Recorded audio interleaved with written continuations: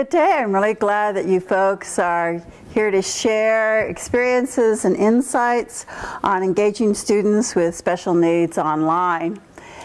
My name is Dr. Lesley Farmer. I coordinate the librarianship program and also teach educational technology at California State University, Long Beach.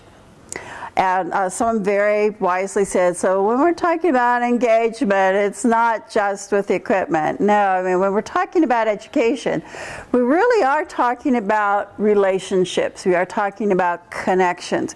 We're talking about connections between the student and resources, content, which can be slightly different. We're talking about that relationship between the student and the teacher, and also between students. And I'm really going to focus more on that, the grouping of the student and content and teacher, and if anything, probably pushing more on peer relationships with the content. Okay, so just to give you that kind of a frame. So, this is the world that our students, are experiencing, this technology world. And, they are expected, to be information literate. That is, be able to find information, be able to evaluate it, be able to, comprehend, manipulate it, share it. They're expected to be lifelong learners. Pursue their own interests, be able to self-regulate, their learning, and also to be socially responsible. And that also includes, being ethical and being able, to collaborate. And particularly now where 85% of jobs involve some kind of technology, that becomes part of that skill set as well. And quite frankly, when we're talking about information, it comes in all different kinds of formats. So knowledge is represented in so many different ways. So we want to make sure then that they are learning in lots of different ways and that they can apply that work to the rest of their lives. So I have a basic premise, and I hope most of you are also have this belief. Yes, ma'am. I believe that they are that I've uploaded it to the symposium afterwards. So that theoretically everybody has access to it. If somehow that you don't have access to that, if you just want to email me, that would be fine. The first slide gives you my email, but I'll also give it to you right now. It's lfarmer@csulb, as in Long Beach.edu. Okay, and I also have my cards here. But those that are watching this online, they won't be able to pick up the cards. So the whole concept of thank you for asking, universal design for learning is just something that I really hold near and dear to my heart. Just before this presentation, we were talking about children who are have they're on the spectrum, that they have autism spectrum disorders, and so and basically if you know one kid with ASD, you know one kid with ASD. So the idea is that there's no one thing fits all. To me, for example, the idea of a textbook, and that's the basis for learning. And I'm like, really? Every kid is going to that's going to resonate for them. It's at the level for all those kids. So it's just like, So because we know that students come in all kinds of flavors, if you want to say, we want to make sure that we're able to to understand that diversity, to embrace it, and to be able to provide a learning environment, those conditions for learning that enable every kid to be able to make those connections. So the image that I have on the bottom here is actually, think of this as a slider. All right, so that little bar can go across that line. All right, You do that when we're trying to adjust for sound or on your computer or whatever. So think of it in that same model. So that means that for some students you need the pacing needs to go a little bit faster. For some students the amount of text that you have or the difficulty of the text can range. The amount of time that they have in order to do a task will vary. So if you think of it that way, that you're just making adjustments on some of these different factors, that's a nice mindset to have. So, and I'm going to, really push on this, another time as further on. But I just want you to make sure that we think about things of like what's accessible. Whatever your content is, whether it's a book, an ebook, your website, whatever, is that it is ADA compliant, Americans with Disabilities Act, and the university. We have to make sure that our, course management systems are ADA compliant, that our public websites are. We have to make sure that we order our books, our textbooks at least 3 months in advance so that there's enough time to make sure that the materials can be, made accessible if they aren't already. So that's something to think about from the very beginning, because if students don't have physical access to the materials, then all of this is just like, mute. Having your processes be clear, be step by step, something that's sort of intuitively natural, really makes sense for everybody. So having numbered steps. Making sure that there's checks for understanding all along the way just makes good sense as well. Another piece that's part of universal design for learning is that concept of choice and flexibility. The idea of seating. So some kids need to be towards the front. Again, kids with ASD, it's a good idea for them. That seat right there would probably be a really good seat for them. All right. Be close to me. You're not going to be distracted by a whole bunch of folks, for example. Again, resources. So different versions of a text, having alternative texts, different websites, etc. Different ways that they interact so that they can have choices on whether they're going to text or they'll do it orally. Different ways that they can demonstrate, their competence. So whether it's in, role playing or essays or posters, etc. So, all of those. So when you're designing your instruction, making sure that you have those choices. And I have to tell you that even if kids are, your whole group is quote typical, that the idea that they can have a choice is in itself more engaging, it's more powerful, and you're likely to have more learning occur. And so the whole environment itself is kind of a supportive one, that you're having positive communication for kids. And I think that it's so important for our youngsters to realize that theoretically, that in your classroom it's a safe environment. It's a place where you can take intellectual risks. And we see that happening in high school sometimes, particularly with girls. I've done some studies in this. So it's like they'll take the safe route. If they have to do a paper, they'll take something that's easy. And because they don't want to stretch themselves because it's high stakes, and what if they fail, et cetera, et cetera. So the idea that we have something that's not so high stake that it's going to ruin your life if you don't pass it. So having a number of different opportunities to experiment, to try things out in an environment where if they goof up, it can be another learning experience. And kids who have special needs really need to have, that information. They need to have that sense, because in so many areas they do have experiences of failure. And so they're just kind of they'll just kind of shut down because, how would you like it if every time people say that you're dumb, you can't do it? If you get that all day long, it's like, I don't want to be part of this. All right.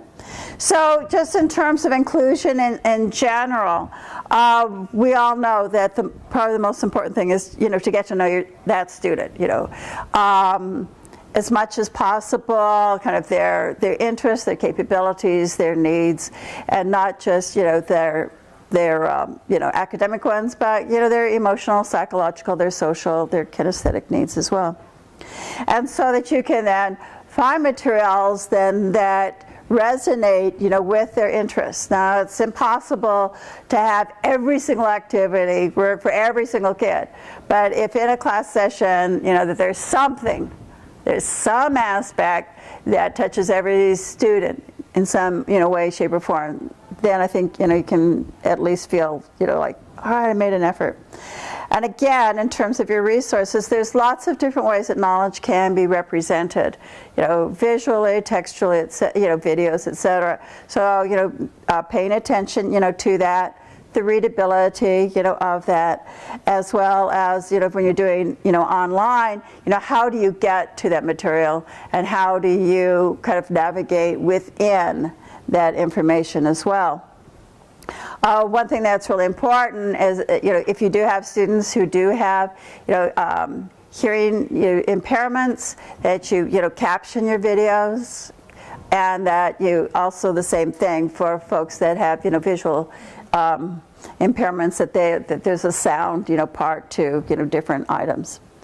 It's really useful in inclusive classes to have, predictable routines, your opening, your closings of classes, kind of how you approach materials. Now, it's true, you still need to have some novelty because, kids need to have that stimulus,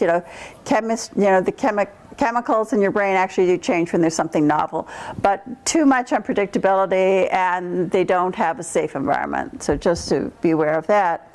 And again, the more that we can kind of predict, behaviors so that we can, shortcut, distractions, et cetera, different kinds of triggers. Again, it's really interesting in a online environment, you really do get to cut down on a lot of the distractions. So, for example, this room is probably, again, if we're talking some gender stuff, is probably more conducive to females than males. Because guys, like if you have tons of posters and stuff like that, it'd be fine, because there's lots of stimulus. So again, in a classroom situation, it can be hard to have differentiated space where you could actually have more of that in an online environment. And we already know that sometimes you'll have a different website for, folks that have, visual impairments. So again, it's a way to make a differentiation. It's a way to cut down on some of those distractions. And again, the more you know the student, the more that you can realize that. And in any case, the more that we can provide different opportunities for students to participate at their level of comfort, or push them a little bit in terms of that, and being responsible and really appreciating diversities of different points of view, different capacities, is really important. So, just in general, the more that, you work with, when you're working with kids with special needs, the more that you can collaborate with other people who, work with them, their team, their IEP team, their families, their caregivers, and so forth, is really, useful, because they can give you some of those tips. And understand that, again, we're looking at, some cognitive stuff, but also, the communication piece is important, and then the social interaction also needs to come into play. Usually, having, the combination of speech and gesture is useful, even for some students who have a hard time understanding and interpreting gestures. It's good to include that at the same time that you're speaking, because then they can start to make that one-to-one correlation between those two. Pretty much, you want to be literal and concrete. You probably will have to avoid, metaphors and all that kind of lyrical language, and saying things like, he kicked the bucket, they're just gonna look for that wooden, object. And think of it in terms of students who are learning a second language. It's the same deal. We know that those idioms are the hardest thing to learn because they're so culturally defined. So again, you know, a lot of kids think, you know, with special needs will tend to think more literally. So just be aware of that. How many of you are involved in language arts? Okay. So you know that usually kids with special needs will prefer nonfiction materials, informational text, and ones that have pretty predictable sentence structure, you know, noun, verb kinds of things, not a lot of dependent clauses. And they seem to like things that are more action. Sometimes they get lost with dialogue. I find that kind of interesting. But anyway, so knowing that ahead of time is great because guess what? Kids who are, you know, typical kids who are gifted, guess what? They're fine with informational text. They're fine with straightforward, you know, sentence structure. So you're not disadvantaging anybody when you're using, you know, universal designs for learning. And again, you know, you always want to take advantage of, you know, teachable moments, the interesting question, the person that comes in, the bird that flies in. You know, how can we, you know, take advantage of that? Because that's also really good modeling for lifelong learning. And then we always know that we try to keep our behavior aligned with the learning. So let's take a look at technology. That's what we're here about. It's so great now. I mean, like there's such a variety of materials that are out there. Even just within mobile devices, there's so many different, you know, choices on that. And the variety of ways that information can be represented. You know, again, you know, whether it's, you know, texting or it's video. Now you've got 3D printers, you know, so it's really kind of, you know, fascinating. We also know that just getting your hands on this stuff will help engagement. You know, it helps kind of, you know, your brain stimulus, you know, on there, and it can extend, you know, students' attention span, which is great. One thing that I think is really, you know, very nice is the predictability of some of that software. So whether it's the old, you know, Math Blaster, Reader Rabbit, you know, kinds of things, and you know, we tend to call that drill and kill. But for some kids, it's drill and skill. Yeah, that they really do need to have additional practice, and there's some really good programs out there, and they use agents, and they're able to do branching in order to find out your, you know, proximate, you know, area for optimum, you know, learning. And the nice thing is that they can keep on doing it 79 times, and the program will be just as patient as the first time. Where adults, we tend not to be quite so tolerant. Just as a very old example, but still useful, I worked one summer in a camp in France, and I worked with kids who had a number of different kinds of disabilities. One of the students there had a very bad stammer. And what we were doing was kind of a slide tape show. And the students chose, I shouldn't say students, they were campers. The campers, you know, chose these images from the Paris Match magazine, and they decided to categorize it into positive experiences in the world and negative things that were happening in the world. And each of these pictures had a little caption on it. So basically, the campers would read that aloud. And so, you know, Jean-Louis was one of the people that volunteered to read the caption. We're like, oh, this is going to be interesting with his stutter. And we had, you know, cassette tapes. So I'll show you my age. It still works now, does it, with Audacity or Jing or whatever. So he would read it through. You know, we'd listen to it. And, you know, like, no, got to do it again. And we had all day in camp, so no sweat. So we did that for the whole piece. You can imagine it took us about 3 days to, you know, put together, you know, this slide tape show. But, you know, when we presented it to the whole group, and, you know, and it's evening and the lights are down and they had the slides and here's the tape going on, you know, for each of the pictures. And of course it sounded perfect, right? Because this kid was able to just kind of like erase the stuff that didn't work, keep on doing it until he felt comfortable and that the group said, yeah, that sounds great, Jean-Louis. Well, in that dark room, one of the kids, you know, said like, well, so who was the reader? He said like Jean-Louis. I didn't even have to say it was Jean-Louis. He was already glowing. And interestingly enough, his stuttering also became less and less frequent. Yeah. And I'm seeing the nodding. It's like, yeah, it sort of makes sense. So it's that kind of thing that technology can do for our kids with special needs. Again, the relative anonymity can be really great because we know that kids with special needs tend to be bullied more, both physically as well as, cyberbullied more. So, and they're cyberbullied more based on the kids that know them, in a physical surrounding. All right. So this gives them a better chance to be able to develop some social skills. And again, because of technology, and there are so many ways to engage, you actually can sort of help ameliorate the differences in equity. So when we're talking about what does this digital world mean to kids with special needs?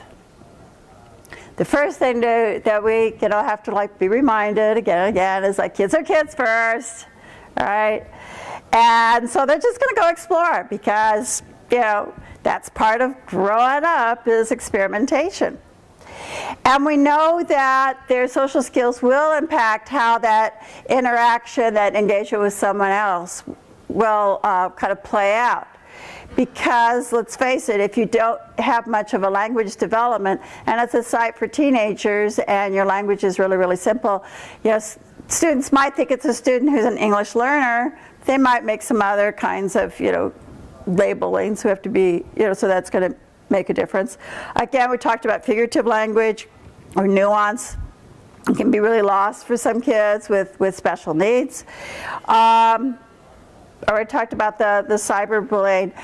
One thing that both kids who have lower IQs, but also kids who can be very bright, such as again kids on the autism spectrum, because they'll tend to take people at face value.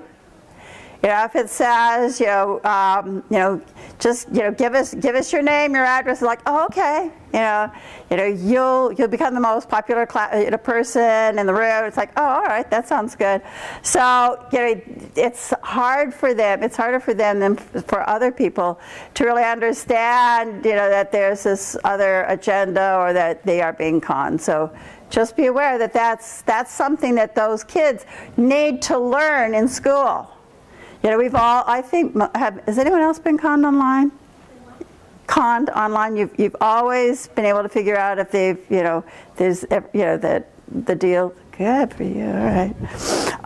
But, where are the kids going to learn that? I mean, one way they can learn it is that they can end up owing somebody thousands of dollars, but it'd be better for them to learn that in a school environment, to be discerning, et cetera. So that really needs to be part of the curriculum somehow. So again, accessibility is the very first part we need to think about. So, with your equipment, again, if they have some physical limitations, what kinds of, of a mouse do you have? Do you have a trackball, for example? About your keyboards, you need to change on that. In the back, there's someone who has this really big monitor. So sometimes, having a larger monitor, making those adjustments, because there are, most of your platforms will have, built-in ways to make your screen more accessible, whether it's changing the speed of the cursor or the default background color, etc. So kind of dealing with that even as much as your tables, etc. As well as the content, which we already mentioned, and again different input modes. So whether they being able to give commands, like drag and speak naturally, so that you can just orally, type, is an example of it. And the same thing with output. Whether it's, on the screen or if it's a speaker, and there's, Braille, typewriters, there's, wonderful, it's really neat, where, there's now mechanisms so that the Braille will actually kind of do a raised, like a bas relief of, say, like anatomy or, chemical molecules, etc. So it's not just, the 6-point kinds of things. So the different ways of output, so we make sure that we have that available for those students with these different needs. So just in general, you can teach with technology. That could be your learning platform, but it could also just be a supplement within, a face-to-face classroom. So again, you want to start out with your universal design, principles, and that then your technology is a way to like scaffold to kind of give that extra support for students. So whether it's that drill and kill thing, or if it's additional videos, for example, that show processes. Again, for students who have some challenges in social skills, having social stories online is really useful.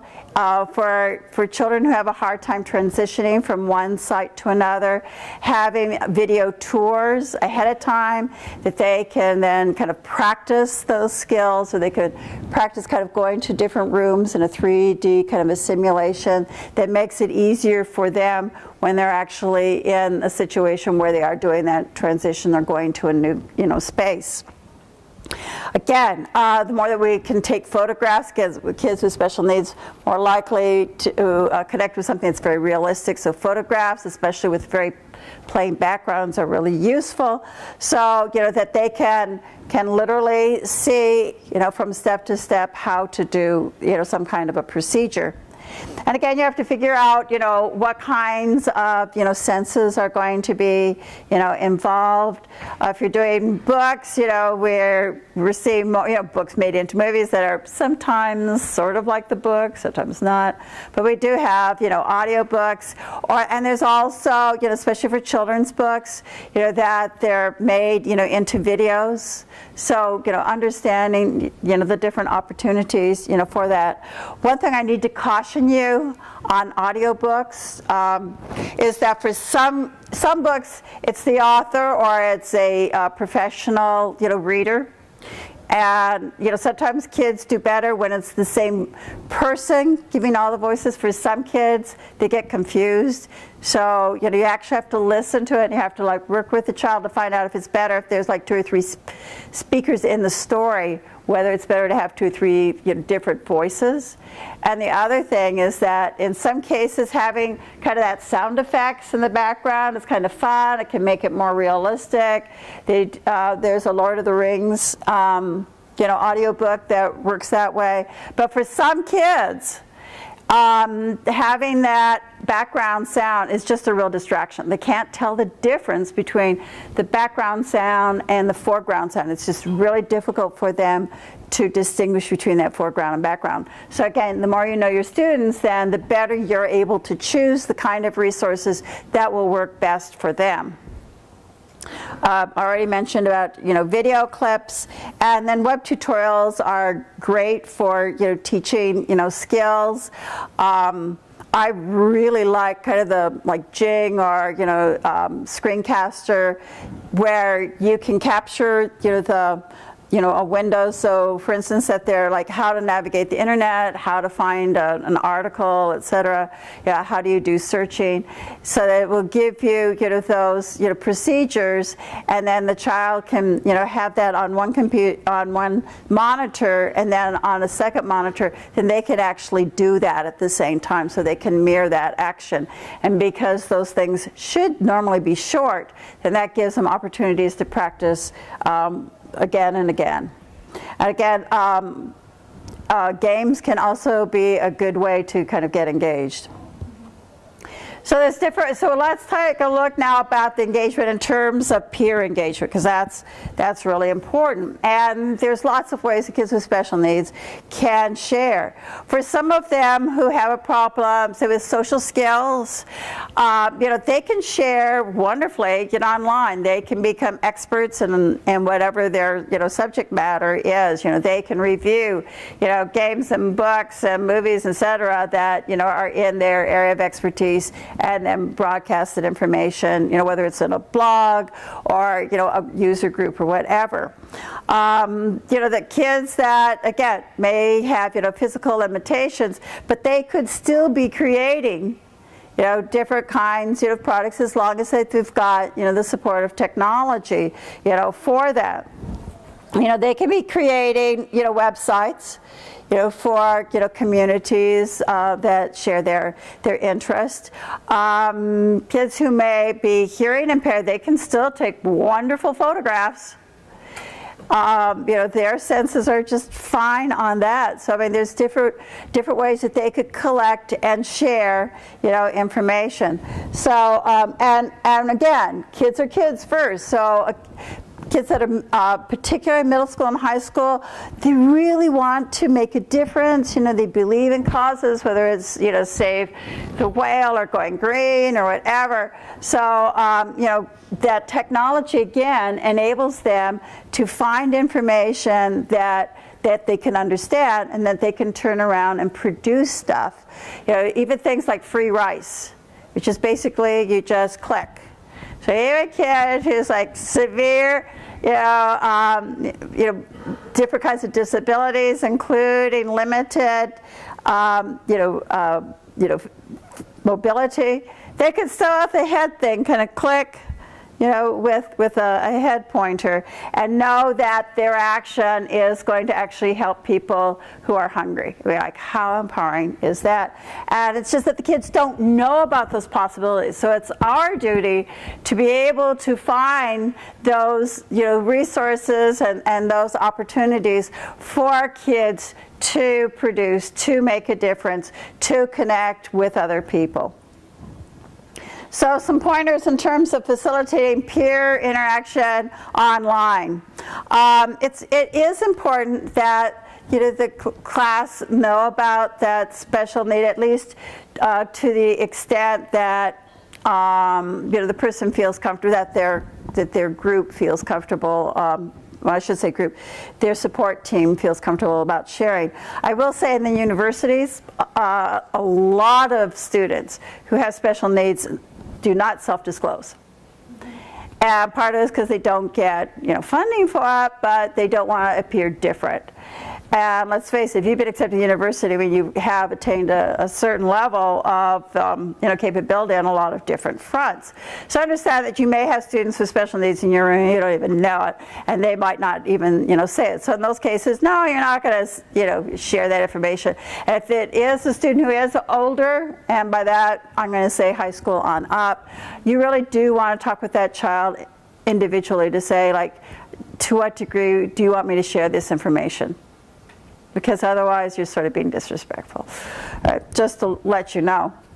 But let's face it, like little kids, it's like, well, how come Johnny acts this way? Being able to just kind of explain what Johnny's disability is, or kind of helps them understand and not think that he's weird. He's just different in one particular way, just as we're all different in different ways. And then, asking students how can they help? How could they be, a buddy to another kid? So I think that's really important. So what gift do they have that can help support, the child? And again, that can also be in an online, situation, right?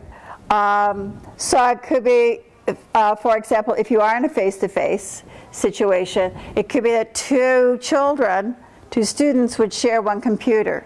If one is having more difficulty in controlling, hand movement, then that child could basically orally ask the other child to take care of the mouse or to do the keyboarding, etc.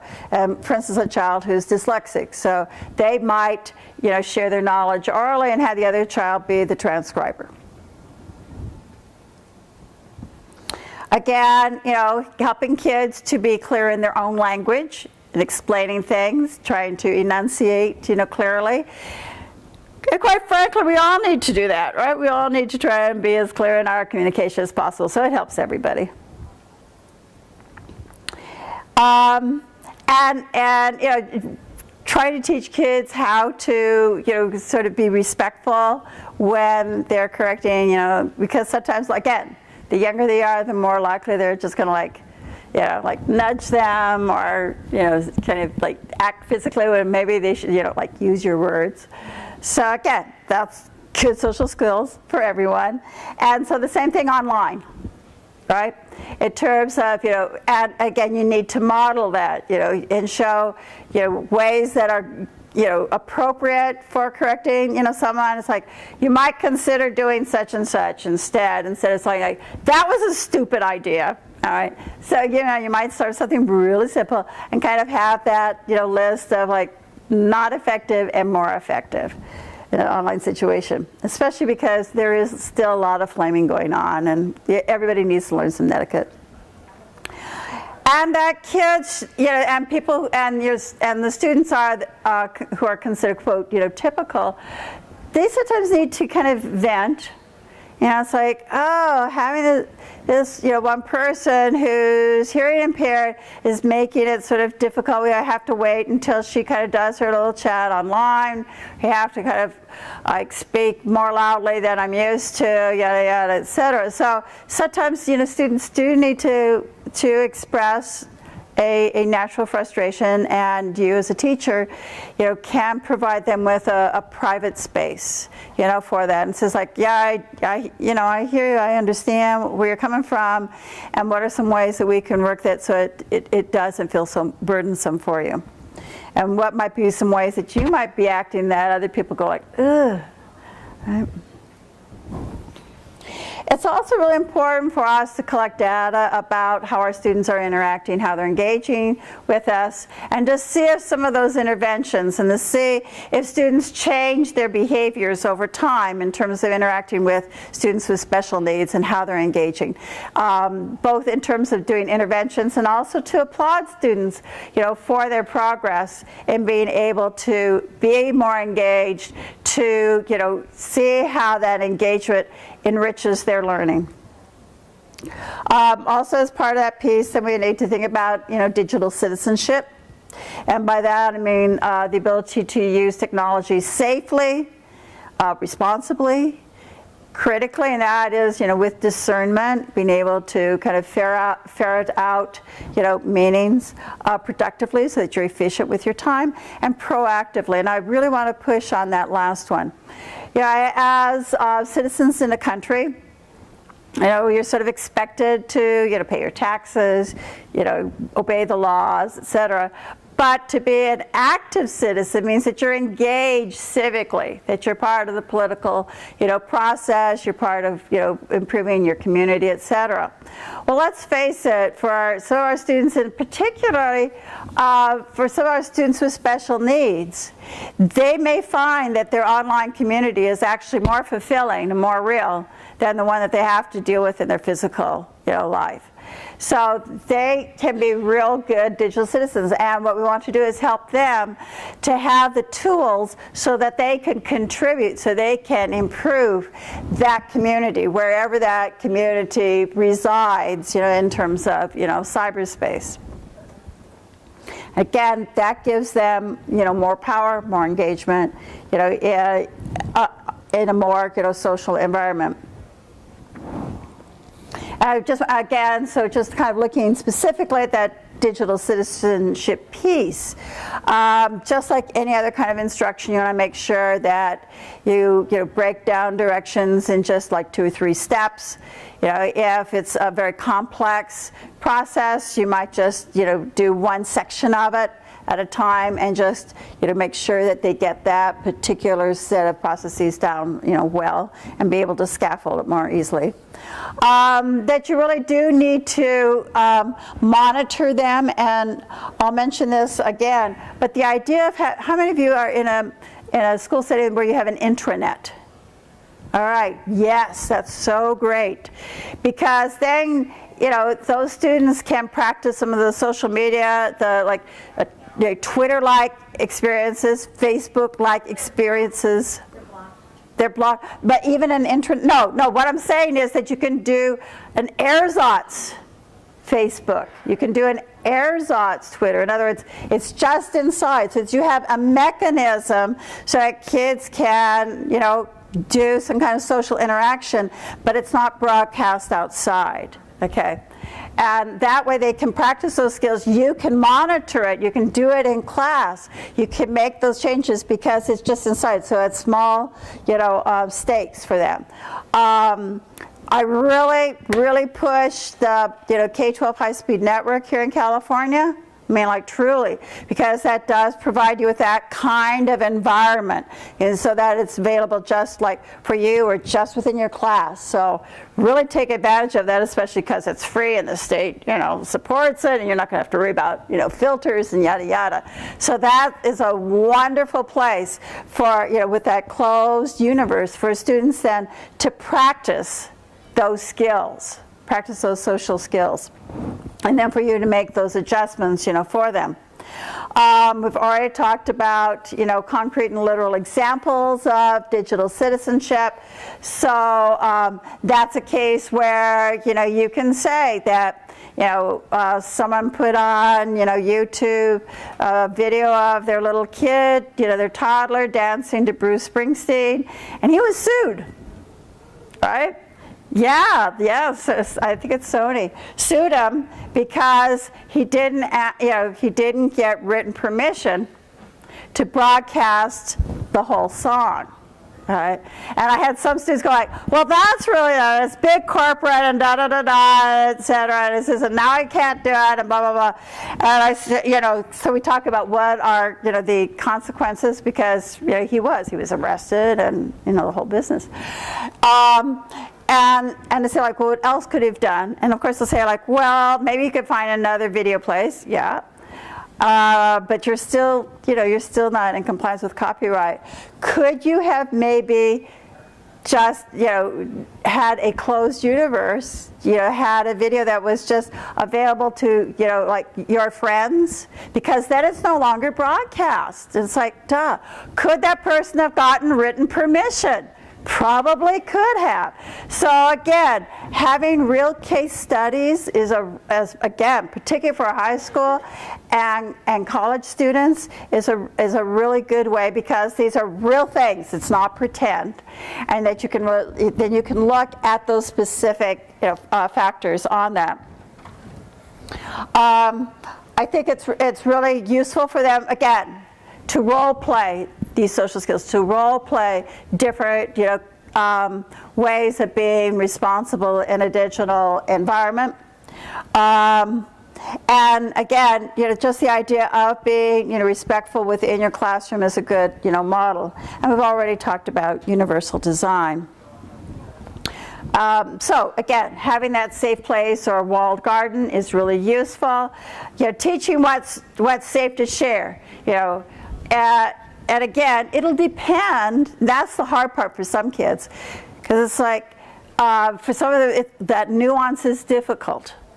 So you know that it's okay to yell in the playground, but why? So then why can't I yell during this? In the classroom, or I can use certain kind of language on the playground. Why can't I use that same language? I'm talking to the principal, etc.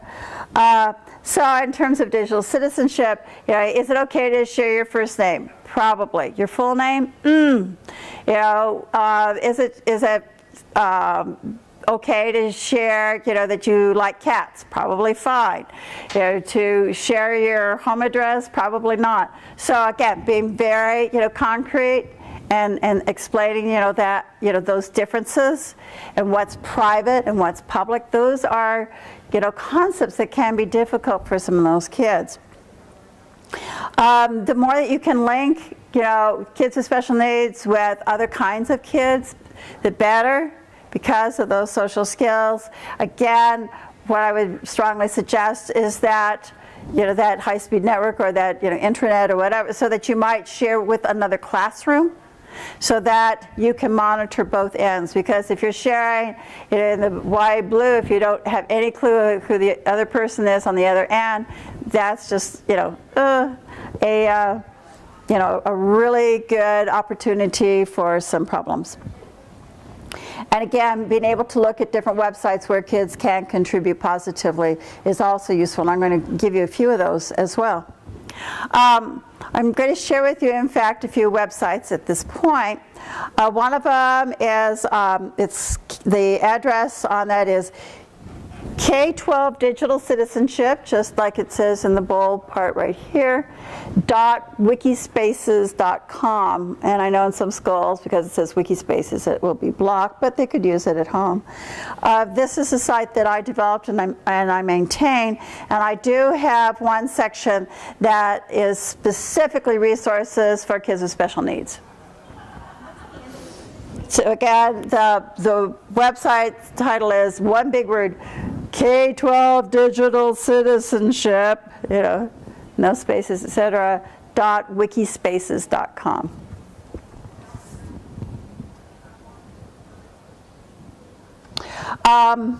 This one is specifically for kids with autism, quality services for the autism community, specifically in New York City. But the reason that I like it is because it provides a wonderful directory of learning websites for kids on the spectrum. And they've all been kind of, checked out, and they know that these are things that really are engaging, for kids.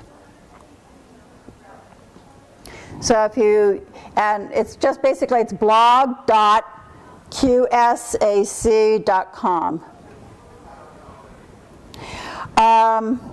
This is a website that's just on special education, and it's specialtechnology.weebly.com. And again, gives some really good advice for teachers in terms of using technology with their kids. This is cyberbullying.us, and they have one of the things that they try to do in their thing on cyberbullying is look at different target audiences, and this particular one again is on kids that are on the spectrum and having to do with cyberbullying. So it kind of gives some good tips for you as an adult in working with these populations. One of my favorite sites for the University of Washington. Do you folks know about this? Yeah, isn't it good? They've been great for years. They have so many good resources for all kinds of different, special needs. They're very strong in terms of technology for folks with special needs. And one of their big things is called Do It. It's a very empowering, set of projects that they have. And what I wanted to point out in terms of this engagement of kids with special needs is Do It Pals. So this is so it basically says, are you a teenager with a disability? Do you want to attend college? Are you interested in pursuing a challenging career? Would you like to meet other teens with disabilities, etc.? So this site provides a way for these kids to be e-pals, and it's mentored, and so they'll kind of get some extra support. So I really strongly suggest this one. You have to understand that there's a lot of kids with special needs who have a lot, there's a number of different kinds of blogs going on, but the thing that I like about this one is that it is monitored, it's their specialists, they really know what they're doing, and it empowers the kids at the same time that that they're going to be in a safe situation. Another one is Project Enable, and that is it's out of Syracuse. It's called projectenable.syr for Syracuse.edu. And it's from their School of Information Studies and Digital Literacy. And they also work with librarians on that. And there are different kinds of services for kids with disabilities. So again, lots of good resources on that website. And let's face it, the students are our future, and we're all in this together, so the more that we can engage them with meaningful content, the more we can engage them with each other, using technology, then everybody wins. So with that, I thank you for your attention, and do you have any questions?